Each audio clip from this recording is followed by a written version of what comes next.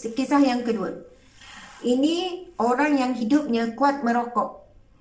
Merokok, kepalanya merokok. Kalau tak dapat rokok marah.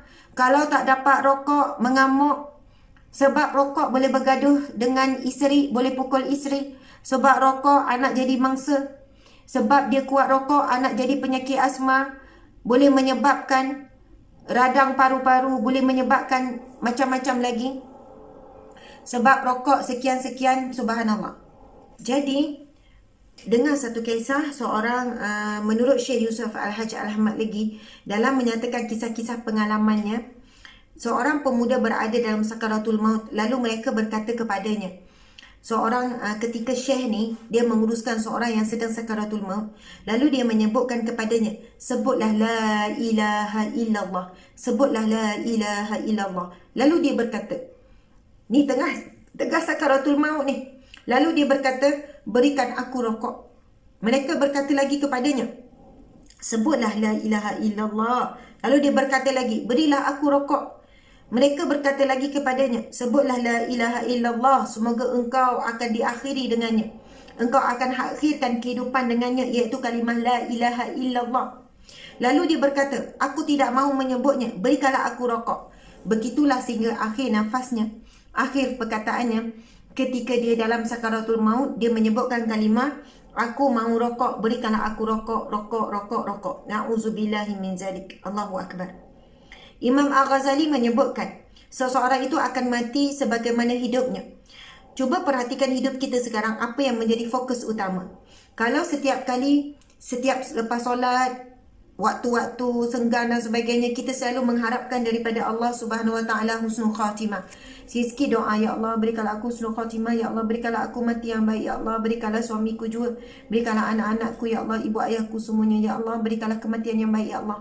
Sekiranya kita ni selalu mengharapkan husnul khatimah, ya Allah berikanlah akhir kehidupanku dengan kalimah la ilaha illallah, insya-Allah kita akan dapat. InsyaAllah kita akan dapat.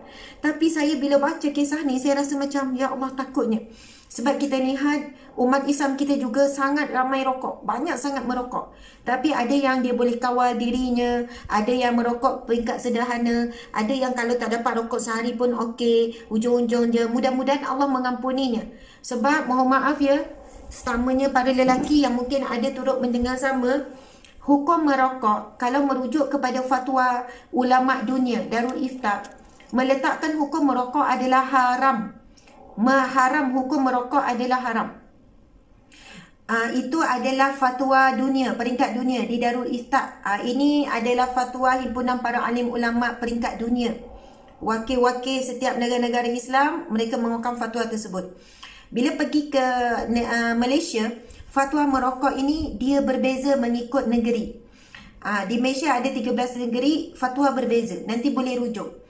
Fatwa berbeza, ada negeri mengatakan makruh, ada negeri mengatakan haram. Jadi saya tak nak sebutlah, sebab bukan itu isu utama yang kita nak bincangkan. Tetapi kisah ini mudah-mudahan bagi sedikit motivasi kekuatan kepada para perokok sekalian untuk meninggalkan rokok. Kisah ini bagaimana seorang yang sedang menghadapi sakaratul maut, dan dia seorang perokok tega, kuat sangat merokok dan sebagainya, dan tidak tahu bagaimana keadaan hakikat ceritanya. Tetapi akhir kalimahnya, apabila dia dibisikkan ketika dia sakaratul maut, ucaplah la ilaha illallah, ucaplah la ilaha illallah. Tapi dia setiap kali diucapkan begitu, dia mengulang-ulang, berikan aku rokok, aku mahu rokok, berikan aku rokok. Subhanallah, na'udzubillah min zalik. Akhirnya dia mati dalam keadaan mengucap kalimah, berikan aku rokok, berikan aku rokok. Na'udzubillah min zalik.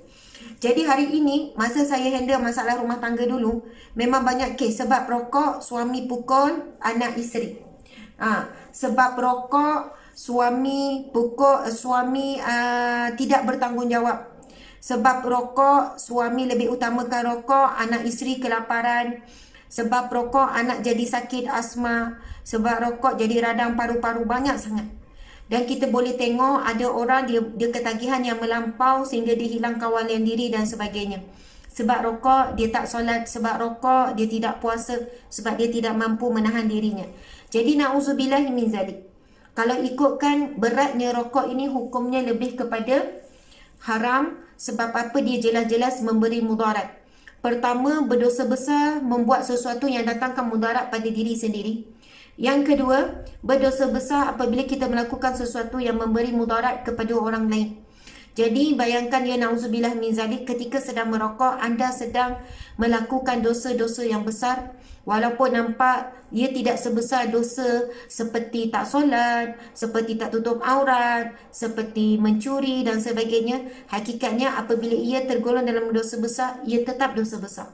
Dan sekiranya kalau anda berpegang kepada rokok itu bukan dosa besar, hanya dosa kecil ataupun makruh, dosa kecil ataupun makruh, orang yang sentiasa mengulang-ulang dosa kecil lama-lama menjadi dosa besar juga. Dan jika sekiranya sebab dosa kecil itulah dia tidak akhlak dia jadi buruk dengan manusia, dengan anak, isteri apa semua, menyebabkan perkara yang haram, maka awal lagi perbuatannya itu adalah haram. Na'udzubillah min zalik.